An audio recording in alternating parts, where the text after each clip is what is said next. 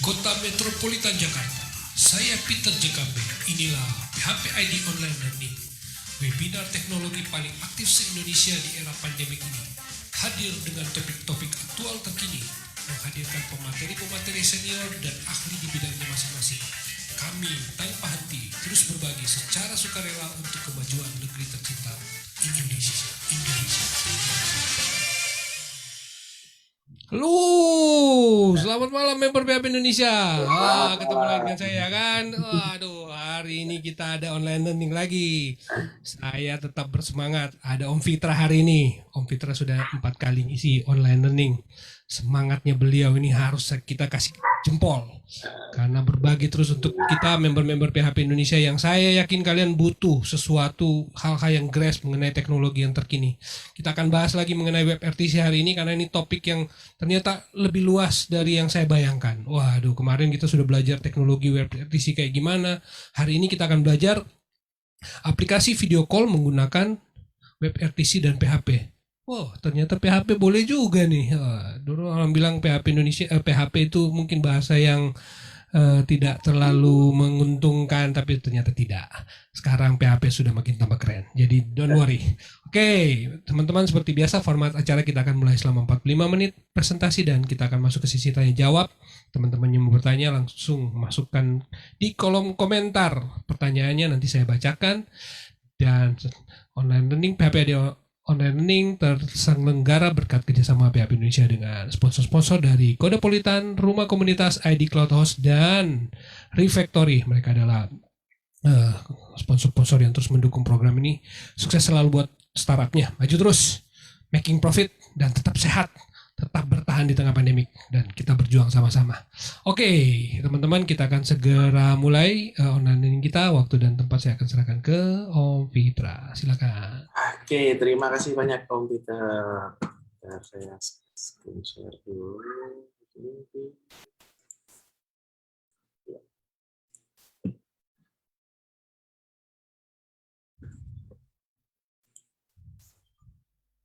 Oke, screen saya udah kelihatan ya Om ya? Firefox ini Om?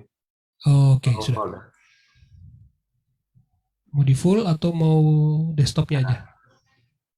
Nah, saya takutnya salah screen share ini. Ups. Ya, pakai dua ini soalnya, dua monitor.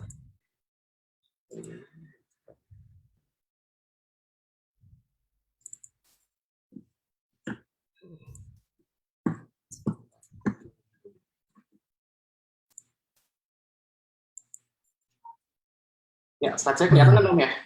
Ya, perfecto. Oke, terima kasih Om Peter atas kesempatannya. Selamat malam, Assalamualaikum warahmatullahi wabarakatuh. Senang rasanya saya kembali bisa mengisi PHP ID online learning pada malam hari ini. Terutama ya karena malam ini bertepatan dengan malam takbiran Idul Adha. Jadi ya mungkin bagi teman-teman Muslim yang besok melaksanakan Idul Adha, saya ucapkan selamat merayakan Idul Adha. Tetap jaga kesehatan, tetap jaga prokes meskipun besok Lebaran, tapi ada baiknya kita tetap berada di rumah. Salah satunya ya kita nonton PHP online learning ini. Oke, kesempatan kali ini kita akan belajar bareng gitu kan mengenai tentang aplikasi video call menggunakan web RTC dan PHP. Mungkin bagi beberapa teman-teman yang pernah atau mungkin yang tidak pernah ketinggalan, yang nggak pernah ketinggalan tentang PHP ID online learning ini, saya sudah berapa kali ngisi, terutama untuk tahun lalu pas bulan puasa, masalah bulan puasa tahun lalu materi juga sama. Cuma kalau malam ini mungkin kita akan spesifik bagaimana kita akan membuat sebuah aplikasi video call sederhana menggunakan PHP. Oke, ini tentang saya. Mungkin yang belum kenal, nama saya Peter Aditya. Saya di sini bekerja sebagai lead backend engineer di Happy Fresh. Selain itu, saya juga sebagai web RTC entusias. Jadi, meski pekerjaan saya di Happy Fresh itu nggak ada hubungannya sama sekali dengan web RTC atau misalkan dengan teknologi VoIP. Tapi meskipun demikian, saya entah kenapa punya passion di bidang aplikasi real time, contohnya misalkan aplikasi video call, aplikasi video streaming, maupun aplikasi chatting. Materi malam ini bisa teman-teman lihat di sini, ini di blog saya, di linknya. Jadi slide malam hari ini, kemudian juga sampel code-nya itu ada di sini. Terus kemudian selain mengisi materi partisi di PHP ID Online Learning, saya juga pernah mengisi tentang Airflow. Mungkin nanti bisa lihat di arsipnya PHP ID Online Learning. Terus kemudian tentang topiknya Mail Search, teman-teman juga bisa search juga di arsipnya PHP ID Online Learning. Kemudian untuk kontak saya, bagi teman-teman yang pengen tanya spesifik tentang partisi, bisa teman-teman tanya ke email saya ataupun ke WhatsApp saya.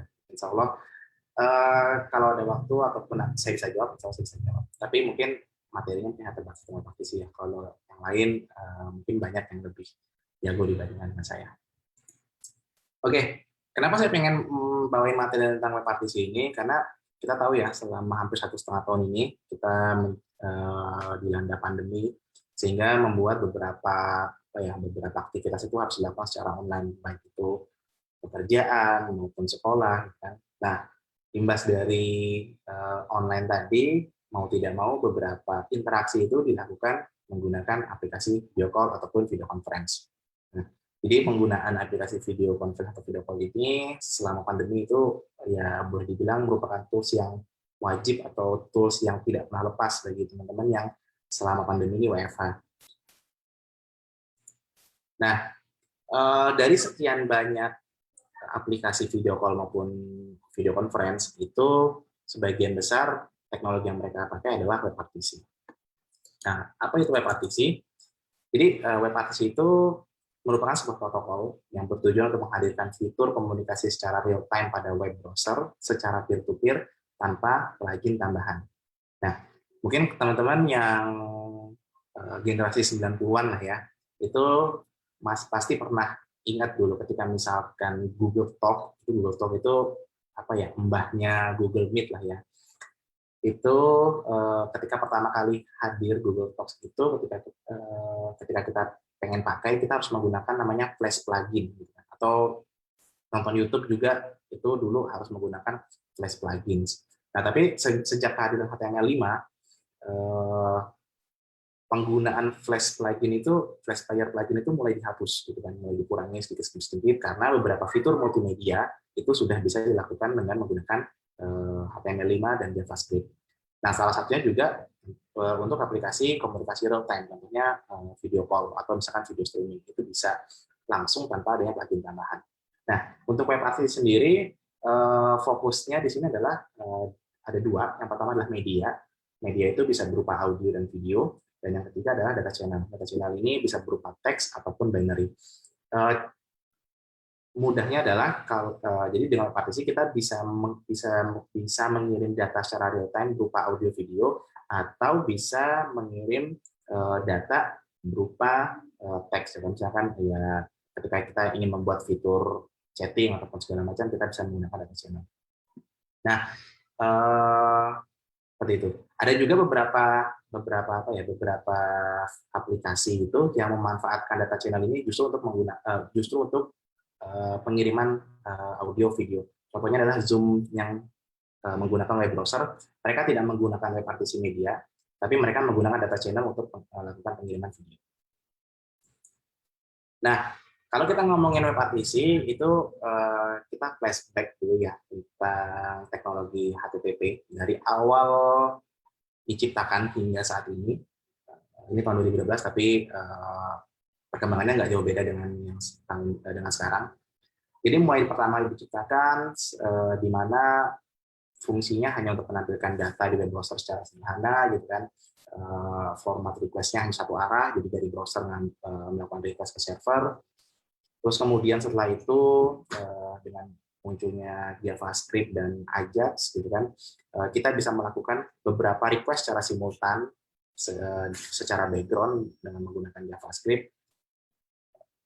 Jadi kita bisa langsung melakukan banyak request ke server.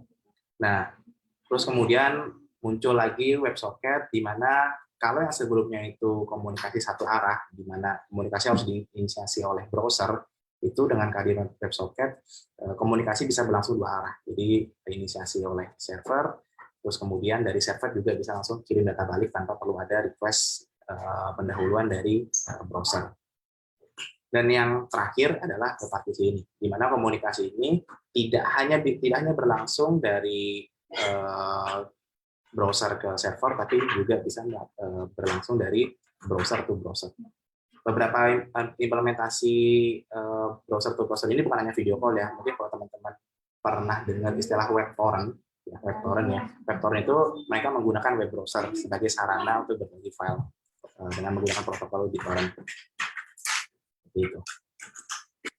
Nah, untuk browser compatibility sendiri, jadi hampir semua, bukan hampir ya, jadi sudah semua browser modern itu sudah mendukung WebRTC. Jadi ketika teman-teman pengen menikmati fitur WebRTC atau fitur video call dari sebuah aplikasi, itu semua modern web browser itu sudah support, baik versi desktop maupun versi mobile. Oke. Meskipun namanya WebRTC, ya, meskipun namanya depannya ada web gitu, dia mengandung kata web, tapi pada implementasinya adalah WebRTC ini bisa diimplementasi secara natif, baik di iOS maupun Android. Bahkan di desktop menggunakan bahasa C atau C++ gitu kan, itu juga bisa. Atau ada yang melakukan binding atau forking ke Python itu untuk melakukan komunikasi secara protokol WebRTC itu juga bisa. Jadi meskipun namanya WebRTC ada depannya web, tapi setelah implementasi itu bisa dilakukan di hampir seluruh bahasa pemrograman. Oke, nah kalau kita tadi ngomongin tentang pengenalan WebRTC, kita akan masuk bagaimana WebRTC itu bekerja. Jadi mungkin bagi teman-teman yang selama ini sudah pernah pakai Google Meet, terus kemudian pernah pakai Jitsi atau yang pernah implementasi Jitsi. Nah, di sini kita akan coba belajar bagaimana aplikasi video call itu bekerja. Nah, seperti yang saya sudah sebutkan tadi bahwa di WebRTC itu komunikasi secara peer-to-peer, jadi secara peer-to-peer dengan data yang dipertukarkan ada dua, yaitu media ataupun data channel. Nah, malah hari ini kita akan batasi dua topik aja, jadi media stream dan bit connection, karena channel takutnya waktunya nggak cukup. Jadi kita akan membahas tentang media stream dan bit connection.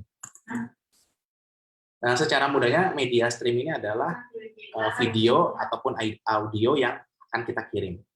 Jadi dua komponen ini itu, sebenarnya ada satu lagi sih, yaitu screen atau misalkan kalau teman-teman kalau teman-teman pernah pakai fitur screen sharing atau misalkan yang lagi saya pakai ini itu juga bisa. Cuma screen sharing itu digolongkan sebagai video. Nah, video itu source-nya bisa dari banyak tempat, bisa dari kamera ataupun dari screen atau misalkan desktop yang kita pakai. Terus kemudian audio, source-nya bisa dari microphone atau misalkan dari audio file. Nah, untuk khusus untuk browser, ketika kita membuat aplikasi video call dengan menggunakan web browser, semua protokol komunikasi itu harus dilakukan melalui HTTPS karena beberapa web browser memblok akses kamera ataupun mikrofon ketika kita menggunakan plain HTTP, jadi harus pakai HTTPS. Cuma kalau teman-teman lagi dalam mode development menggunakan localhost, alamat localhost itu masih bisa. Cuma ketika teman-teman deploy ke jaringan, entah itu jaringan lokal menggunakan IP lokal, IP LAN lokal, ataupun ke internet, itu teman-teman harus menggunakan HTTPS. Nah, arsitektur komunikasi WebRTC itu kalau kita sederhanakan, itu bentuknya seperti ini, di mana komunikasi itu terjadi secara peer-to-peer, jadi langsung antara klien A misalkan dengan klien B, jadi tanpa perantara. Ini contoh kalau misalkan kita membuat aplikasi video call one to one, gitu, hanya terdiri dari dua orang. Nah, kalau banyak orang, arsitekturnya malah lebih rumit lagi. Oke, karena konsep dari peer-to-peer itu adalah setiap klien harus tepat tersambung ke klien lain-lainnya, gitu. Maka ya jadinya kondisinya seperti ini. Jadi misalkan kita punya tiga, jadi misalkan A, B, C, A harus tersambung dengan B, A juga harus tersambung dengan C, B juga harus tersambung dengan C. Atau kalau ada 4 klien atau ada 4 klien, jadi formatnya seperti ini. Nah, arsitektur seperti ini disebut dengan full mesh. Jadi di mana satu klien tetap tersambung dengan satu klien yang lainnya. Jumlah koneksi atau jumlah peer connection itu kalau full mesh itu rumusnya seperti ini, n dikalikan n-1 dibagi 2. Nah sekarang teman-teman kebayang kan, ketika misalkan teman-teman membuat sebuah aplikasi video conference dengan jumlah user yang banyak, teman-teman harus bisa menghubungkan gitu kan. Bayangkan beberapa banyak peer yang harus teman-teman sambungkan antara masing-masing klien yang ada. Nah, bentuk seperti ini sebenarnya nggak cocok kalau kita ngomongin tentang video conference, karena tadi terlalu banyak peer connection yang harus kita maintain dan harus kita establish, jadinya kurang cocok. Jadi untuk peer connection yang full mesh seperti ini, itu paling ideal kalau hanya one to one saja, di contoh seperti ini. Lebih dari 3 sangat tidak disarankan menggunakan arsitektur full mesh. Nah, ini kelebihan dari arsitektur full mesh. Jadi sederhana. Kenapa sederhana? Karena ya tadi tidak terlalu banyak stack atau misalkan server yang kita pakai, gitu. Karena komunikasi terjadi secara peer-to-peer, langsung dari klien ke klien. Yang kedua, tidak memerlukan media perantara atau media server, jadi langsung komunikasinya. Terus hanya memerlukan server yang kecil, hanya untuk single server. Nah, mungkin yang poin nomor 3 ini teman-teman pasti akan bertanya, tadi kan dibilangnya web apps itu peer-to-peer, terus kenapa masih butuh server? Nah, nanti setelahnya akan saya jelaskan kenapa tetap perlu menggunakan server. Tapi server yang diperlukan kecil gitu, nggak terlalu besar, dan itu hanya digunakan untuk signaling server. Nah, kekurangan dari arsitektur full mesh sendiri itu yang pertama adalah scalability-nya rumit, seperti yang saya jelasin tadi. Semakin banyak jumlah partisipan, semakin banyak peer connection yang harus kita establish dan harus kita maintain.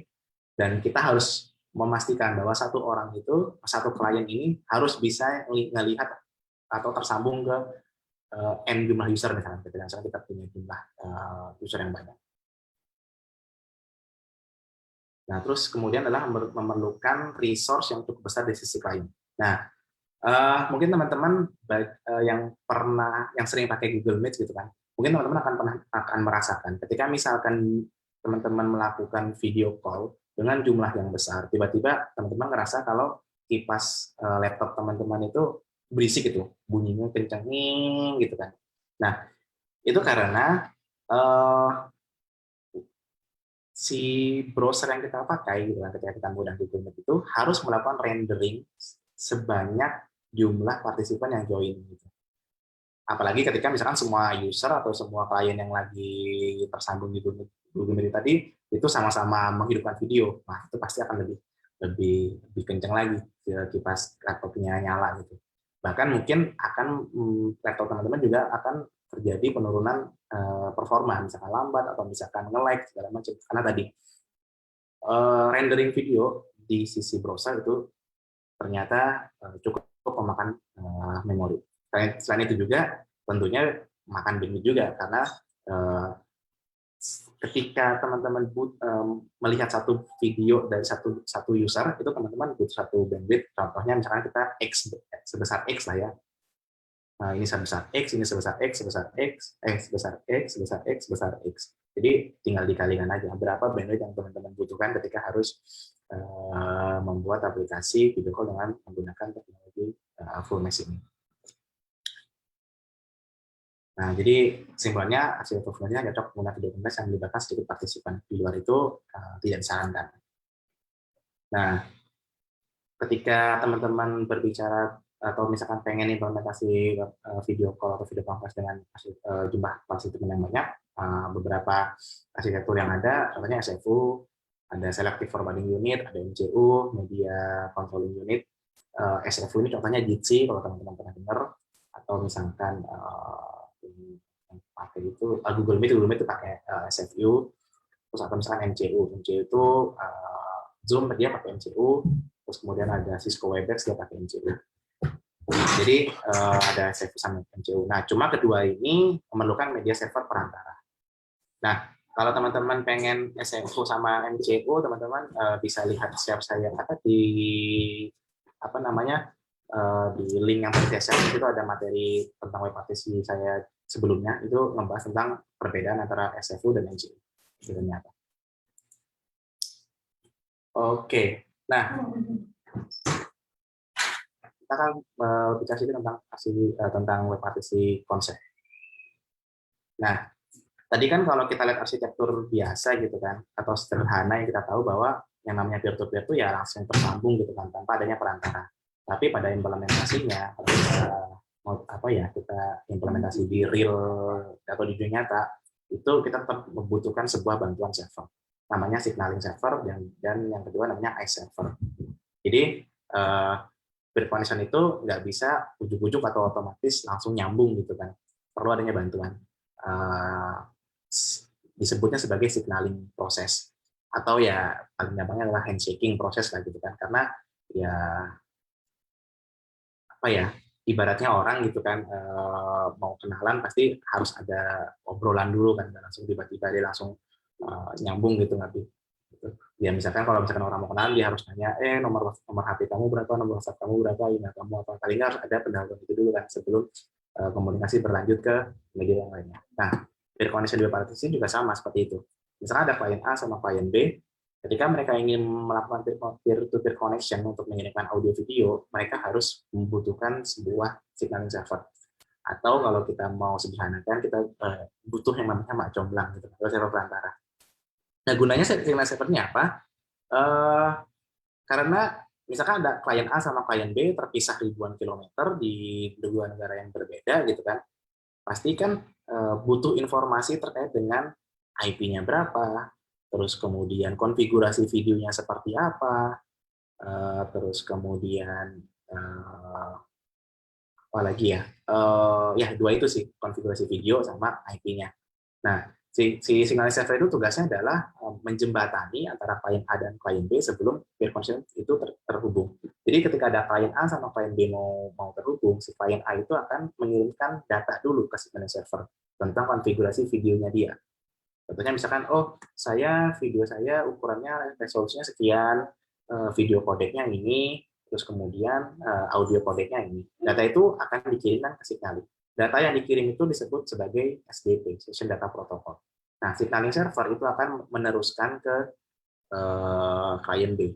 Dia akan meneruskan data yang dikirim oleh klien A. Nah, nanti si klien B juga akan mengirimkan data balik. Video konfigurasinya seperti apa, kodeknya apa, resolusinya berapa, bandwidth yang dia dimiliki berapa. Dia akan kirim balik itu. Nah, terus satu lagi yang dibutuhkan adalah iServer. iServer itu adalah ini, komunikasi dalam jaringan itu kan pasti melalui yang namanya IP. Kita buka browser aja itu perlu yang namanya DNS resolution ya. Misalnya kita ngetik facebook.com, itu kan sebenarnya dari sisi jaringan si OS itu akan melakukan query IP terhadap domain facebook.com ya, sehingga kita dapatkan IP-nya nanti jadi si browser akan akses ke IP itu. Nah, sama di peer-to-peer connection itu kedua belah pihak itu harus tahu IP masing-masingnya itu berapa. Nah, si klien A, klien B itu dia kan sebenarnya nggak pernah tahu kan IP-nya berapa dalam jaringan internet, dalam jaringan global ya. Gitu kan. Makanya dia butuh iServer. Jadi si A itu akan nanya, IP saya itu berapa? IP kalau misalkan diakses dari jaringan luar. Si B juga sama, dia akan nanya ke iServer, IP saya berapa? Kalau diakses dari jaringan luar. Termasuk juga port yang terbuka gitu. Nah, si iServer ini akan balas, IP kamu sekian, port yang bisa dibuka adalah sekian. Dia juga akan membahas. Nah, informasi IP ini juga akan dilempar ke signaling server untuk diteruskan ke masing-masing pihak. Nah, ketika dua data tadi itu masing-masing sudah punya, itu secara teori A dan B bisa terhubung langsung tanpa keterlibatan dua server ini, langsung peer-to-peer seperti ini. Jadi udah nggak dibutuhin lagi dua ini. Gitu.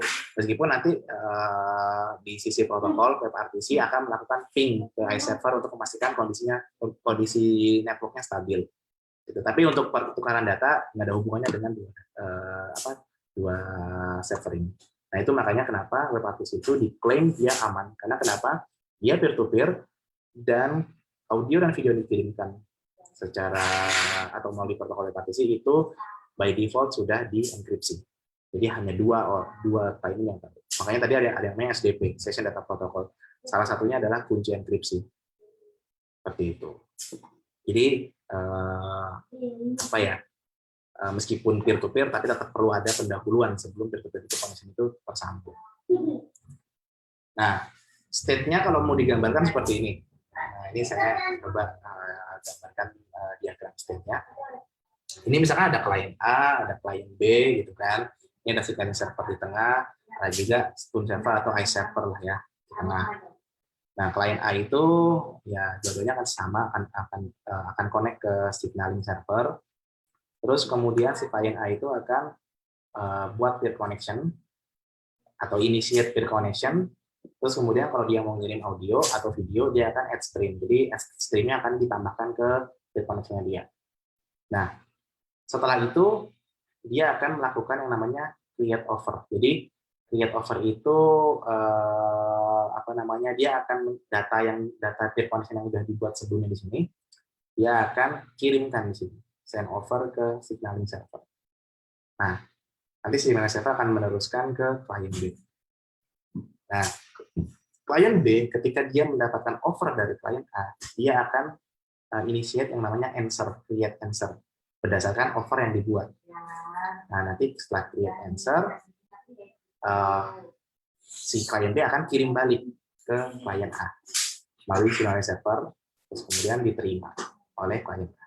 Nah, sampai sini, ketika klien A dan klien B itu sama-sama atau setelah selesai mengirimkan offer ataupun answer, state di sini, state yang di sini itu dalam repartisi disebut sebagai stable state, di mana dua-duanya itu sudah punya informasi tentang peer connection dari masing-masing pihak, termasuk juga data video, data audio, enkripsi, dan segala macamnya.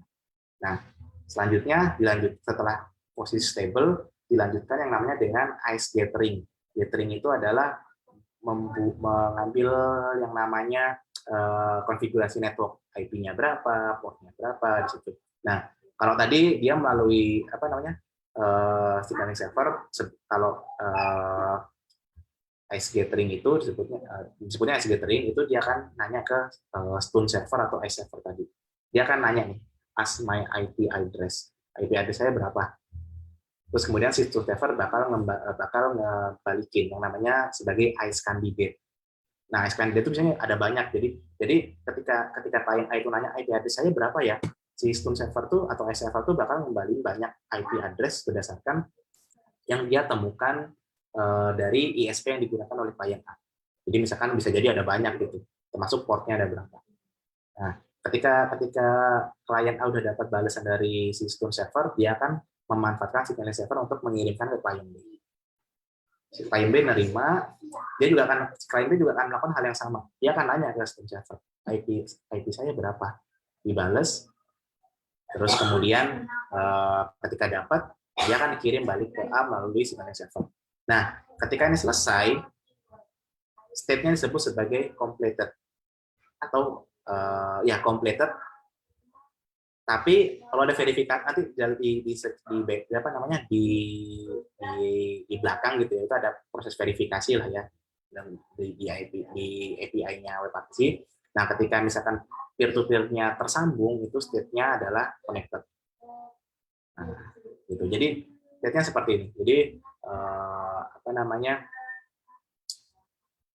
kalau teman-teman bayangkan gitu kan ya, kok bisa sih saya ngelihat video orang lain gitu kan, misalkan teman-teman pakai Zoom atau misalkan pakai Google Meet. Nah, ini proses di belakangnya gitu. Ada banyak state yang harus dilalui sampai kita bisa ngelihat video orang lain. Cuma karena prosesnya itu cepat gitu kan, biasanya proses signaling itu cepat terjadinya gitu kan. Bahkan dalam hitungan detik itu seakan-akan kita nggak kerasa gitu, ternyata cepat banget gitu. Padahal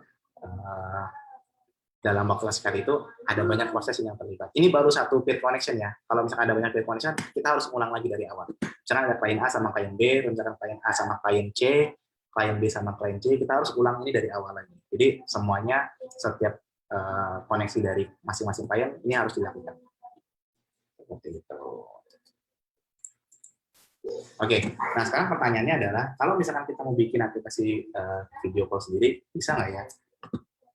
Nah, tentu jawabannya adalah bisa, gitu kan. Karena kenapa? Karena protokol web app sendiri ini adalah open source, teman-teman bisa lihat di GitHub source code-nya. Cuma sayangnya source code web RTC itu nempel ke repositorinya Google Chrome. Jadi kalau teman-teman mau nge-fork, itu teman-teman harus nge-fork source code-nya Google Chrome. Saya berapa tahun lalu ya, 2 tahun yang lalu pernah nge-fork source code-nya Google Chrome, itu 12 giga belum selesai. Gitu. Jadi itu kalau teman-teman mau bikin aplikasi ATC atau misalkan mau compile sendiri ya, kalau teman-teman lagi iseng gitu kan. Tapi kalau teman-teman mau bikin aplikasi video call atau dengan web ATC yang cuma berjalan di browser atau misalkan di aplikasi Android atau iOS, itu sudah ada yang kalau di browser itu otomatis bawaan. Jadi teman-teman nggak perlu install library apapun. Semua API-nya sudah built-in di browser. Apalagi sekarang kayak misalkan Microsoft Edge lah ya, Microsoft Edge itu engine-nya sekarang ngikut Chrome, jadi udah otomatis, jadi semua browser udah bisa gitu kan. Bahkan Safari itu yang terakhir kali adopsi WebRTC itu juga udah bisa, jadi tanpa perlu tambahan plugin atau tambahan library, teman-teman bisa membuat aplikasi WebRTC. Atau kalau teman-teman mau buat aplikasi video call WebRTC di Android, itu juga udah ada yang nyediain library Java-nya, jadi teman-teman tinggal bisa install via Gradle ataupun Maven. Kalau yang iOS bisa via Cocoa Pod. Oke, nah mungkin di benak teman-teman mungkin ada pertanyaan gitu kan, kenapa kok harus bikin aplikasi video call sendiri, kenapa nggak pakai yang udah aja gitu kan. Nah, ada banyak alasan gitu kan, kenapa saya dulu, jadi saya sebelum jadi freelance itu pernah bekerja di salah satu startup, di mana di startup itu saya beberapa kali melakukan implementasi WebRTC atau misalkan membuat aplikasi video call itu dengan beberapa pihak ataupun instansi. Alasannya kenapa? Ya karena mereka pengen aplikasi video call yang secure. Ya, karena servernya kita yang maintain, servernya di tempat kita sendiri, apalagi WebRTC itu terenkripsi, jadi ya lebih aman. Terus yang kedua, ada beberapa startup telemedicine lah ya, telemedicine sekarang namanya gede gitu kan. Dulu itu kenapa bikin aplikasi, bikin fitur video call sendiri, karena ya gampang diintegrasikan gitu kan. Dulu enggak kayak namanya Jitsi, terus kemudian ada lagi namanya Janus Gateway gitu kan. Itu belum sepopuler sekarang karena dulu belum pandemi gitu kan. Jadi orang-orang nggak kepikiran itu mau install aplikasi video call atau video conference buat apa gitu. Nah, kalau dulu alasannya karena gampang diintegrasikan. Kalau teman-teman pakai Google Meet mungkin agak susah integrasi ke aplikasi yang teman-teman buat sendiri gitu. Kalau Zoom itu sekarang dia udah mengeluarkan SDK sendiri, tapi subscription-nya beda. Jadi kalau teman-teman mau integrasi Zoom ke aplikasi sendiri itu ternyata udah bisa, namun dia udah rilis SDK bawaannya. Yang ketiga, lebih murah. Nah, ini untuk alasan ketiga ini relatif, bisa iya atau bisa tidak. Karena kenapa? Karena nggak bisa dibandingkan dari nilai nominal. Karena kalau kita hanya melihat nominal, bisa jadi justru lebih mahal. Karena kenapa? Contohnya misalkan kita mau pakai Zoom gitu kan. Zoom itu paling murah 150.000 kalau nggak salah sebulan gitu kan. Nah, bisa jadi teman-teman kalau bikin aplikasi video call sendiri dengan kebutuhan server yang besar itu bisa jadi sebulannya justru malah 1.500.000 gitu. Jadi nggak bisa. Tapi kalau alasannya dua ini gitu kan, lebih aman, terus kemudian lebih bisa diintegrasikan. Nah, bisa jadi itu lebih murah ketika teman-teman punya dua alasan di atas atau dua alasan sebelumnya. Oke, nah kalau kita tadi ngomongin tentang WebRTC, nah kita akan coba hands-on gimana sih kalau kita mau bikin aplikasi WebRTC. Oke, jadi sebenarnya sih saya mau bikin demo yang terbaru, cuma karena tadi sore saya lupa kalau hari ini apa namanya malam takbiran, jadi nggak sempat. Jadi saya kan pakai source code yang lama. Jadi ini tahun 2016 ya. Jadi kalau nggak salah ini pertama kali saya ngisi di acara PHP ID. Kalau nggak salah waktu itu acaranya di kantornya Microsoft. Masalah pertama kali saya ngisi, pertama kali juga ketemu sama kita. Nah, materi yang saya bawain adalah kita bikin signaling server pakai PHP. Oke. Nah, mungkin bagi teman-teman yang udah pernah gitu ya, pernah bikin aplikasi web activity sendiri, mungkin teman-teman atau misalkan browsing ya, atau misalkan cari tutorial, kebanyakan mereka ngebahas atau misalkan membuat tutorial bikin aplikasi web activity itu pakai WebSocket. Nah, sayangnya kalau misalkan pakai PHP diinstal di apa ya di shared hosting itu agak susah karena shared hosting biasanya nggak support buat WebSocket, kecuali teman-teman install di VPS. Nah, kalau misalkan menggunakan PHP ini yang saya contohkan kali ini itu bisa diinstal di shared hosting biasa. Karena kenapa? Karena modelnya adalah kita menggunakan Ajax biasa, gitu, nggak pakai WebSocket. Oke, sebentar. Saya buka dulu. Oke. Nah, kalau teman-teman juga lihat di repository di GitHub saya sendiri juga, itu beberapa ini ya, apa namanya? Kalau yang tadi itu WebRTC menggunakan ini ya, menggunakan apa? Menggunakan PHP dan menggunakan Ajax gitu kan. Terus teman-teman kalau misalkan mau yang apa namanya? Yang pakai WebSocket, teman-teman bisa pakai ini. Ini tadi ya. Ini bukan di sini deh. Oh, di tempat yang beda. Saya lupa. Oh, ada di laptop yang lainnya.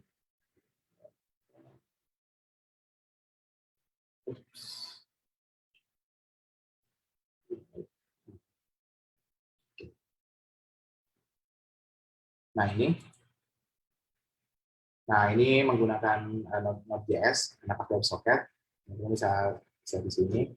Atau kalau yang pengen pakai bahasa C, itu teman-teman bisa di sini. Nah, ini saya implementasi partisi menggunakan GStreamer pakai bahasa C. Jadi ya mau nggak mau, di sini. Nah, menggunakan bahasa C dan juga Python. Jadi ada juga, cuma belum nggak saya taruh di repository karena terkait sama apa namanya intellectual property sih. Jadi saya juga punya beberapa aplikasi web aplikasi yang dibuat untuk apa namanya Android dan iOS. Mas, sayangnya nggak bisa saya commit di GitHub. Oke, oh ya ini ya. Oke, nah ini yang tadi yang saya dapat saya download dari GitHub. Jadi kita akan mulai pertama-tama dari media stream atau apa namanya mengakses ini ya, mengakses kamera gitu kan. Jadi seperti yang saya sebutkan tadi, kalau di browser atau di JavaScript itu by default udah API-nya udah tersedia gitu kan. Bahkan untuk ngambil ini udah kurang jelas ya.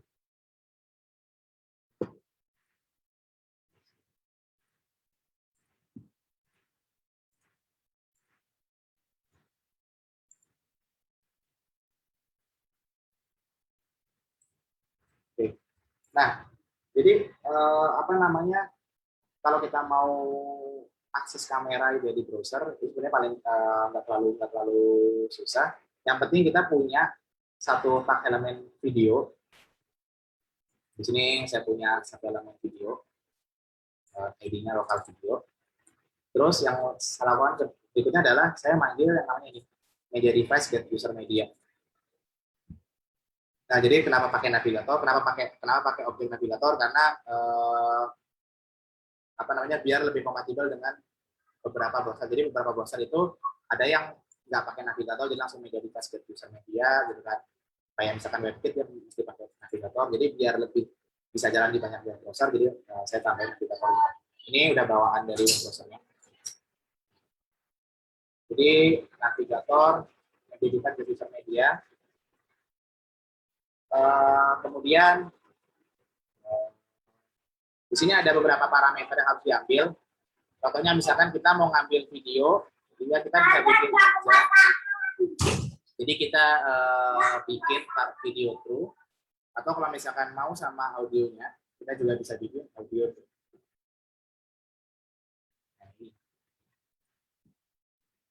Nah, nanti dari sini akan ada callback yang dia akan menghasilkan stream atau media stream tadi yang disebutkan tadi. Nah, di media stream ini itu bisa langsung kita passing ke ini video elemennya di local stream. Nah, terus kita kalau ada error kita bisa fix juga. Biasanya sih kalau errornya misalkan nggak kita karena gini, media device get user media itu selalu ngasih prompt gitu kan. Kalau teman-teman buka Google Meet atau apapun gitu ya yang perlu akses video dari browser, biasanya dia akan ngasih pertanyaan. Halaman ini boleh nggak akses ke kamera ataupun mikrofon? Katanya seperti ini. Contohnya ini saya buka. Nah, akan selalu muncul seperti ini. Kalau kita low, nah dia akan muncul. Jadi ini baru satu tahap atau selangkah pertama gitu kan, ketika kita ingin membuat sebuah aplikasi video call dengan menggunakan aplikasi. Nah, langkah kedua adalah tadi kan di sini saya sebutin ada dua komponen ya. Pertama media stream, tadi yang sudah kita lakuin. Yang kedua adalah peer connection. Nah, di peer connection sendiri state-nya harus sesuai dengan ini. Sesuai dengan ini. Nah, di contoh yang saya beri contoh di sini saya buat ada dua buah user. Contohnya misalnya namanya Alice sama Bob gitu kan ya. Ini biar lebih sederhana aja.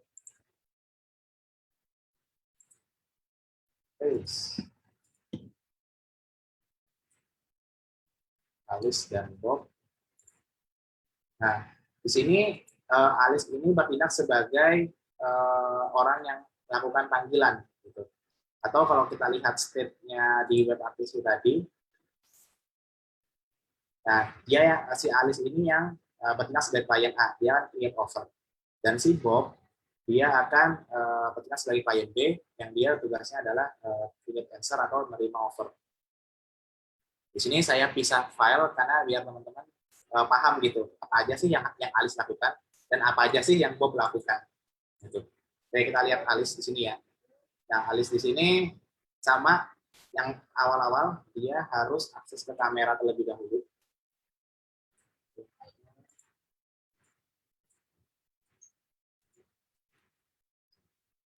Dia harus akses ke kamera dulu. Dan kemudian ketika ini yang action button ya. Nah, ketika sudah dapat kameranya, nah dia harus create peer connection. Nah, peer connection itu di JavaScript ya kita tinggal panggil aja new RPC peer connection servers. Nah, servers ini mengacu ke alamat iServer. Nah, cuma di sini saya pakai null karena nggak saya isi. Nah, iServer itu ada yang nyediain secara gratis, ada juga yang nyediain secara berbayar. Kalau teman-teman pengen belajar gitu ya, teman-teman bisa pakai ini, namanya Syrsis. Oh, Syrsis. Dia nyediain yang namanya iServer, baik itu Spoon Server ataupun apa namanya, ataupun Spoon Server. Nah, yang nanti bisa kita gunakan di aplikasi video di aplikasi kita. Nah, cuma kalau dalam repo yang saya buat tadi itu saya nggak pakai apa-apa karena ini akan bekerja di jaringan lokal biasa di localhost. Atau kalau teman-teman misalkan mau deploy ke internet, nah teman-teman bisa isi. Nah, ini bisa diganti dari para server yang teman-teman dapat di sini. Ini masalah coba ya. Ini dia nyediain versi gratis nih.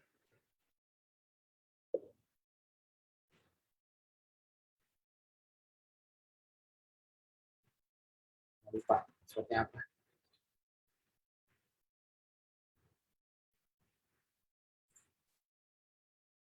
Oke. Wah, kelihatan dong ini. Nggak apa-apa. Oke. Nah, teman-teman bisa pakai ini. Ini tinggal di kopas aja di sini. Ini bagian iServers-nya. Jadi kopas aja sampai sini. Nanti kalau sudah, tinggal di paste ke sini.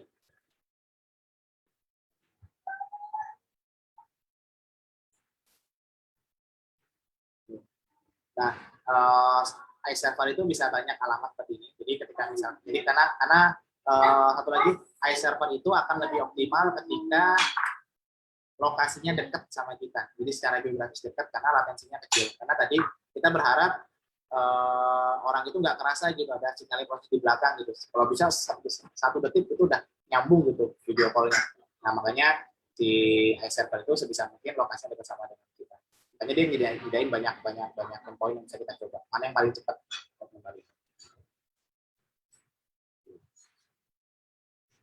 Oke, balik lagi ke sini. Kita initiate peer connection-nya, peer connection. Terus kemudian add stream. Add stream itu menambahkan apa namanya video yang kita punya ke dalam peer connection. Oh ini add stream. Nah, kemudian create offer. Jadi tugasnya Alis adalah create offer. Nah, terus si Bob, tugasnya si Bob adalah dia create answer. Nah,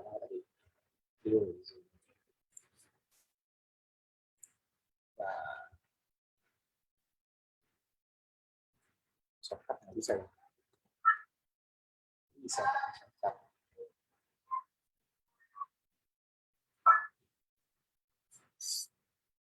Oke. Nah, si Bob sama juga, dia initiate connection, terus kemudian tugasnya dia adalah create answer. Nah, jadi kenapa saya pisah filenya? Jadi biar lebih gampang. Nah, terus kemudian cara kirim datanya gimana? Nah, di sini saya punya yang namanya ada save message sama check message. Jadi save message ini, jadi saya buat sebuah signal server sederhana yang tugasnya adalah nyimpen data ke database dan kemudian satu lagi buat ngecek ke database datanya ada nggak dari lawan bicaranya gitu kan.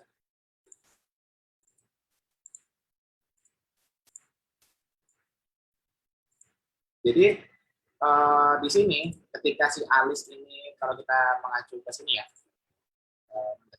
nah ketika kita melihat ke sini gitu kan, ketika Alis itu create over dan atau ketika Alis itu send over SDP, nah di kode ini si Alis itu dia akan kirim data. Nah ini nih, si Alis itu akan kirim data from Alis to Bob, type-nya over, data SDP-nya apa. Nah si Bob nanti dia akan ngecek pakai ini sih, dia akan ngecek dia ada nggak data dari Alis gitu kan, si Bob akan ngecek.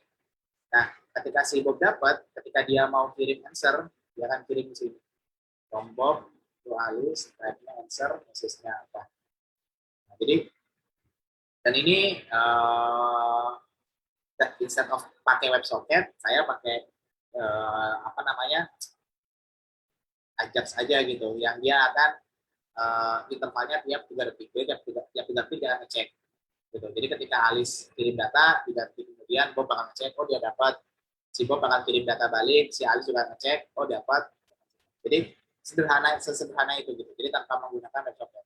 Nah, apakah ini reliable? Iya, gitu kan. Tinggal nanti masalah ini aja, interval message-nya aja gitu yang mau dipakai seberapa pendek waktunya gitu kan. Semakin lama ya semakin lama juga proses virtualisasi tersambung. Tapi paling tidak server kita tidak terlalu terbebani dengan request yang banyak. Gitu. Apalagi misalkan kita apa namanya punya concurrent call yang banyak gitu kan. Jadi, nah cuma aplikasi ini hanya bisa one to one video call, jadi nggak bisa nggak bisa pakai lebih dari 2 karena tadi penggunaan full mesh itu kurang cocok ketika harus menggunakan ketika digunakan untuk video conference. Jadi hanya aplikasi one to one.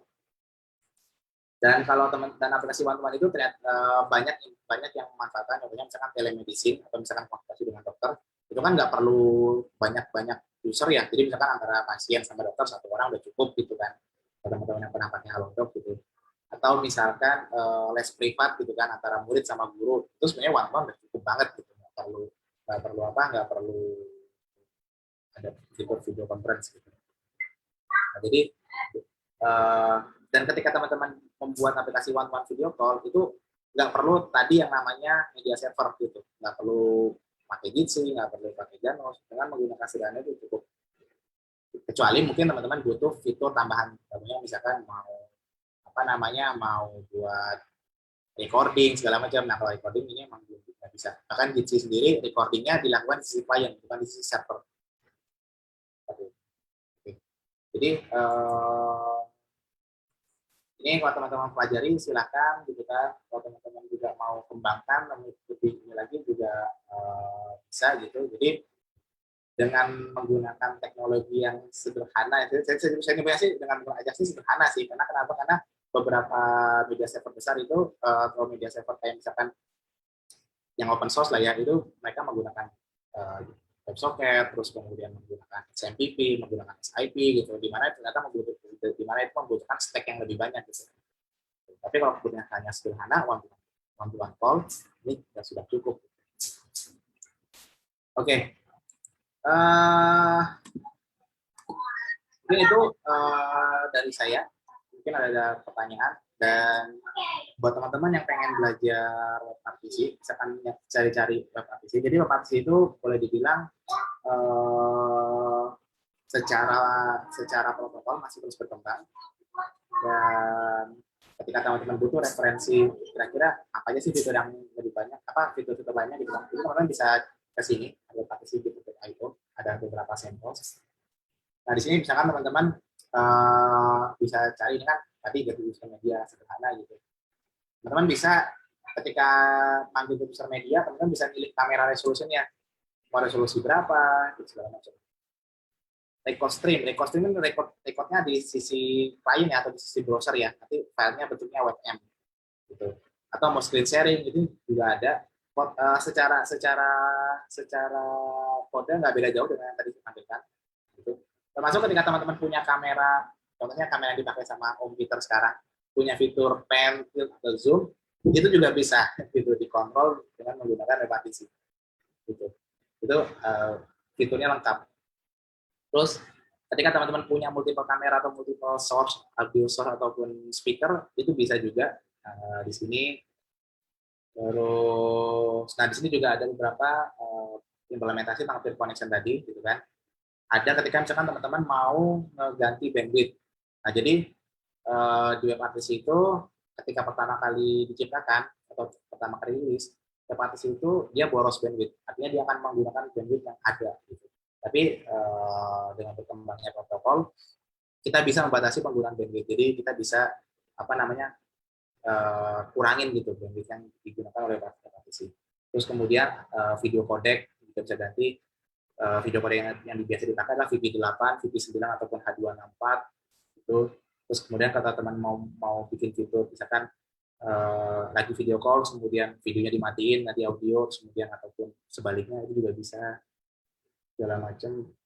Nah, di sini ada banyak yang bisa teman-teman. Kalau misalkan tadi yang belum saya bahas adalah data channel, ketika teman-teman harus mengirimkan teks atau mengirimkan sebuah file atau kirimkan data, itu teman-teman ada di sini. Seperti itu. Oke. Mungkin cukup sekian dari saya materi malam hari ini. Mudah-mudahan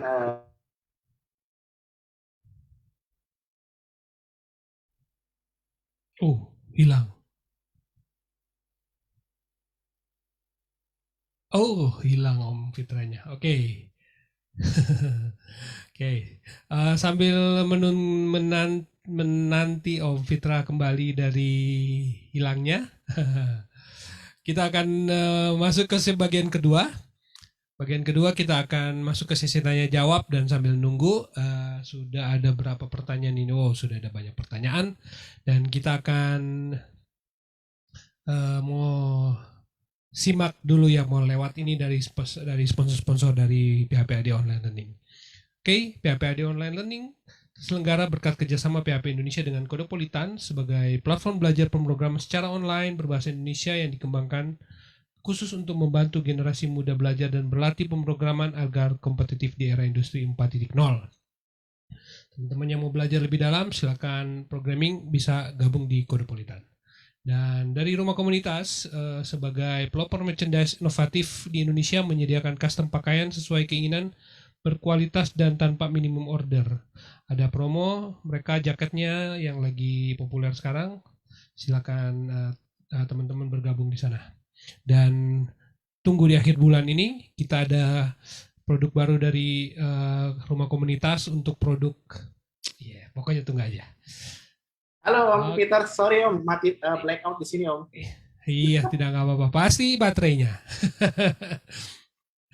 Baterai bukan, tapi nggak apa-apa. Ini oke. Sambil nunggu itu kita lagi ada yang mau pesan lewat. Dan dari ID Cloud Host sebagai penyedia layanan web hosting provider berbasis SSD Cloud Hosting dengan berbagai pilihan lokasi data center dibangun tahun 2015, telah melayani kebutuhan dari berbagai segmen, dari kalangan profesional, SME hingga korporasi besar dengan lebih dari 100.000 customer. Dan terakhir dari Refactory adalah perusahaan teknologi informasi yang berkomitmen untuk memberdayakan masyarakat dengan mengenalkan terhadap dunia pemrograman, karena Indonesia adalah negeri besar dengan potensi sumber daya digital yang dapat berkontribusi dalam transformasi digital dunia. Oke, itu pesan-pesan sponsor kita, dan kita akan masuk sesi tanya jawab. Sudah ada beberapa pertanyaan yang masuk. Ups. Iya, oke. Mohon maaf, barusan ternyata blackout di sini, mati lampu komputer. Iya, nggak apa-apa. Oke, kita akan masuk sesi tanya jawab. Pertanyaan pertama dari Om Tony Arianto. Mohon izin, bisa dibaca Om Fitra supaya lebih enak kayaknya jawab. Ya bisa. Oke, saya baca ya. Kalau video pelajaran seperti Udemy, apakah linknya sama? Apakah seperti Udemy, video diputar max streaming ya? Apakah saat ini download dulu di kalian baru bisa display? Oke. Nah, jadi kalau kita ngomongin tentang video, itu ada beberapa jenis. Contohnya misalkan ada video call atau video conference, itu yang tadi saya bahas. Terus kemudian ada video streaming, di mana video streaming itu ada dua, dibagi dua lagi. Pertama, real time video streaming. Contohnya misalkan yang sedang kita lakukan sekarang itu real time video streaming yang teman-teman sedang nonton di Facebook ya, Facebook Live itu video streaming di mana arsitekturnya satu N gitu, satu broadcaster dan N buah viewer, itu yang real time. Ada juga yang namanya video on demand. Nah, untuk kayak Udemy, terus kemudian Udacity, ataupun beberapa situs video. Jadi konsepnya juga sama, video streaming. Cuma kalau yang model VOD tadi ada namanya DRM, Digital Right Media gitu. Jadi beda dengan web application. Biasanya sih kalau teman-teman pengen belajar tentang VOD atau video on demand, itu teman-teman bisa ngulik-ngulik tentang RTMP gitu. RTMP Real Time Media Protocol. Seperti itu. Mungkin next pada waktu lagi kita sekali-sekali ngomongin RTMP juga cocok. Oke, mantap itu. Nah, pertanyaan kedua dari Om Hermawan Haryanto. Nah, dibaca aja. Oke, di Indonesia apakah ada media server yang bisa digunakan untuk video conference call? Browsing kebanyakan di luar negeri. Kalau dalam negeri, masih harapannya lebih ngacir. Kalau teman-teman nyari yang modelnya kayak Zoom atau misalkan Google Meet, itu ada tapi saya terpaksa nyebut merek ini. Telkom sendiri punya itu data centernya, karena punya Telkom yang mau nggak mau ya di data centernya Telkom gitu. Cuma saya pribadi belum pernah pakai gitu. Karena di kantor pakainya Zoom ya, dan Google Meet, jadi saya belum bisa berkomentar apakah layanan ketika di Indonesia, layanan Indonesia itu lebih bagus di luar. Saya rasa saya belum bisa jawab. Cuma beberapa yang dari luar sendiri, atau misalkan Google Meet ataupun Zoom, mereka punya data center di Singapura, yang mana mungkin secara lokasi nggak terlalu jauh, secara latensi juga cukup kecil gitu latensinya. Ya, seperti hampir semua penyedia video conference global itu punya data center di Singapura. Kalau Indonesia ada tadi, tadi Rata-rata server Indonesia kan pasti connect ke Singapura ya, jadi mestinya latensinya relatif lebih kecil ya, gitu ya, Fitra ya. Iya, iya benar. Oke, pertanyaan ketiga, pertanyaan terakhir nih dari Aditya Pratama Badra. Oke, di Partisi apakah bisa merekam percakapan klien di sisi server? Bisa, tapi tergantung dari arsitektur yang mau kita pakai. Kalau kita pakai arsitektur yang full mesh contohnya tadi gitu kan, atau misalkan yang pure bare connection tanpa ada media server, itu kita harus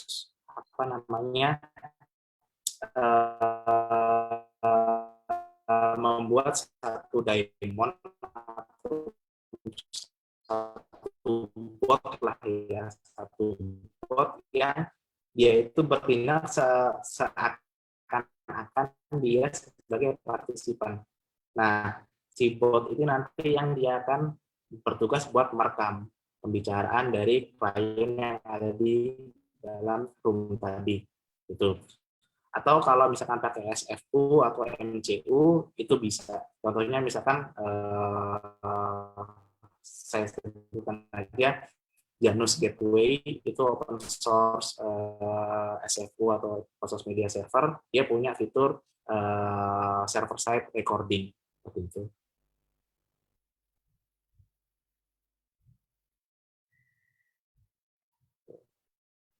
Oke, saya putus-putus nih kualitas streamingnya, apa saya internetnya kurang stabil ya? Putus-putus suaranya Om Fitra, tapi it's okay, masih kedengaran yang terakhir. Oke, karena ini sudah jadi pertanyaan terakhir dan kita akan masuk sesi ketiga, mungkin Om Fitra ada pesan-pesan buat teman-teman yang mengenai kesimpulan kita dari topik kita hari ini dan motivasi untuk mereka belajar terkait topik kita hari ini. Silakan Om Fitra.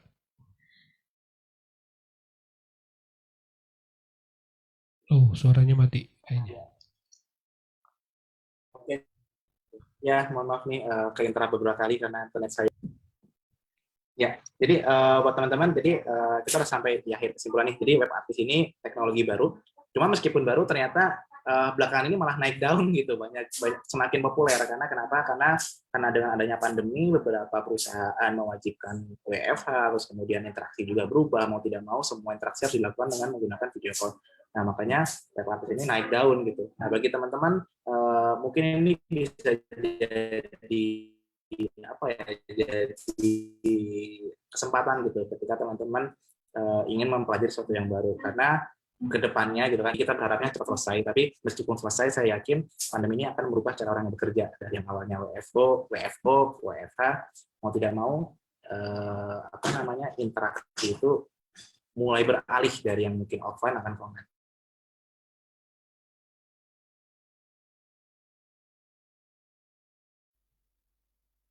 Oke, putus lagi. Aduh, internetnya kurang stabil kali saya atau gimana, kurang tahu juga.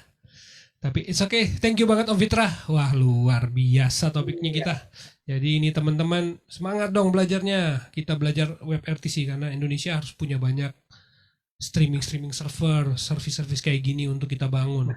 Karena sudah jadi new normal sekarang nih. Everybody sekarang udah kerjanya di rumah. Sudah pasti butuh layanan-layanan kayak gini. Nah, jadi saya encourage teman-teman untuk mendalami teknologi ini karena teknologi masa depan. Nah, oke, teman-teman yang mau kontak Om Fitra cukup rajin di grup kok. Jadi kalau misalnya ada terkait pertanyaan tentang web RTC, teman-teman boleh sampaikan di kolom komentar di videonya nanti. Nanti Om Fitra yang jawab. Oke, dengan demikian berakhir sudah online kita, dan sebagai pengumuman kita hari Rabu nanti akan ketemu lagi dengan Om Ivan Kristianto, salah satu GDI Web Indonesia yang juga cukup senior. Dia akan bercerita tentang setup modern WordPress project untuk enterprise. Beliau memang spesialisasinya di WordPress. Jadi dia selalu berbagi cerita tentang WordPress. Teman-teman yang mau mendalami WordPress di kalangan enterprise, ikuti topik ini karena pemateri kita untuk Rabu ini benar-benar expert di bidangnya. Dan tentu masih ada undangan untuk teman-teman yang mau jadi pemateri. Silakan bergabung di s.byphp.id/jadi-pemateri. Silakan isi form di sana. Ada waktu yang tersedia buat teman-teman sampai dengan akhir tahun. Masih banyak waktu. Silakan pilih. Standarnya hari Senin dan Jumat, tapi kalau misalnya teman-teman mau pilih hari yang lain, silakan pilih di hari yang lain. Dan ada ucapan terima kasih untuk Om Irfan Maulana dan Carikbot yang sudah ikut berpartisipasi dengan suksesnya program ini. Teman-teman yang mau berkunjung ke Ajari Coding, silakan berkunjung ke Ajari Coding atau online learning di learning.byphp.id. Teman-teman bisa ikuti pembelajaran dari online learning 1 sampai dengan 117 pada hari ini. Dan kalau misalnya terlalu banyak, teman-teman bisa memilih topik di Carikbot, ketik aja PHP ID Learning, RTC, Web RTC, dan sebagainya. Nah, topik-topik yang terkait dengan teman-teman, interest teman-teman, akan teman-teman temukan di seri yang sudah ke-117 ini. Baik Carik maupun PHP ID Online Learning membuka kotak donasi. Teman-teman yang mau berdonasi silakan berkunjung ke s.byphp.id atau di traktir.id PHP Indonesia Online Learning.